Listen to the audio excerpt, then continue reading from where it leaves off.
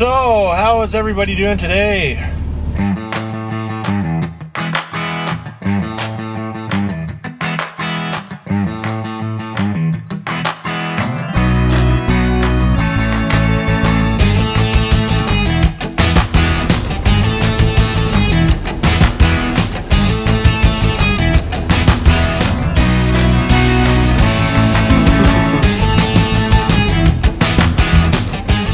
Alright, this has got to be the coolest thing that Freightliner's done. Unlock the bunk, and then you've got the latcher. Finally made it back into Delta once again. Just thought I'd show a little tour of the truck. It's not my regular truck, it's a Freightliner Cascadia. It's definitely a nice truck to drive, that is for sure. I'd definitely like it to be my regular truck, but we'll see what comes. I mentioned it to the boss, but mine's being fixed right now because of that DEF issue that I was having. So who knows when it'll be done. I know it won't be done until after New Year sometimes because Volvo's always booked up.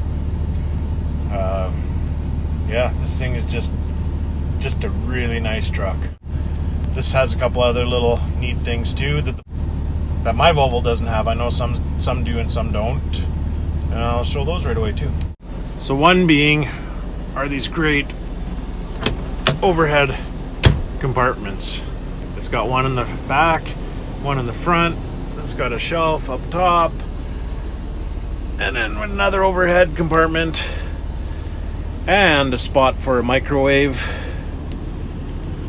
And then it's got this nice drawer here, and a really decent sized fridge. I like that. That's my power cord. And then of course on this side it's got this cabinet, and then all your bunk controls are there, and it's got a bunk heater, and then it's got a little table that slides out there, and then another little cabinet underneath there. So like, I'm really impressed with how this thing's laid out. Don't mind my messy floor. And then this dashboard is amazing compared to any other Freightliners I've driven. So it's got its nice little info center. You hit your button there and it'll show you your speed and your economy stuff. It shows your trip stuff. And then it has some extra gauges on there, your soot level, and then some stuff that your diagnostics, so you can check all your computer or how your truck is running, I guess, your telephone connection, and then your settings for your dash lights and your units and everything. It's pretty nice. And then you got all your steering wheel controls for that on there, and then you have your cruise control and all these other extra settings. And then of course your turn signal and washer fluids, and it's got a nice audible click, and it's an automatic, so this is for your engine brake, and then you got your drive, neutral, reverse.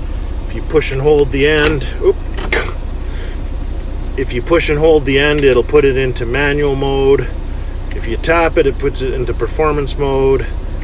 And if you tap it again, it puts it into economy mode. And you hit that button to idle it up. If you don't like low idle, it's not good for it. But then it has, my phone charger cable is in the way, of course.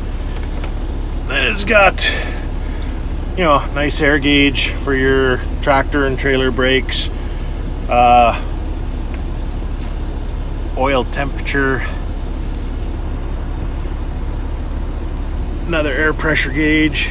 Oh, that's for your ride air pressure gauge, your boost gauge, and then it has an engine, transmission, temperature, your front and rear axle temperatures, and then a half decent stereo that connects to my phone and I can play my audio through it, so it has nice sound. It has 3 cup holders. And down here, got your handbrake for your trailers, and then all your bunk control lights, and this light here is to test all your outside lights, so you just hit that and do your pre-trip and it'll show everything. And of course your 4-way blinker light, your backup lights, you turn your traction control off there. That one I do not know what it does. It says trailer auxiliary, so there must be some interior lightings if your trailer has it. And then this is your override for your shutdown.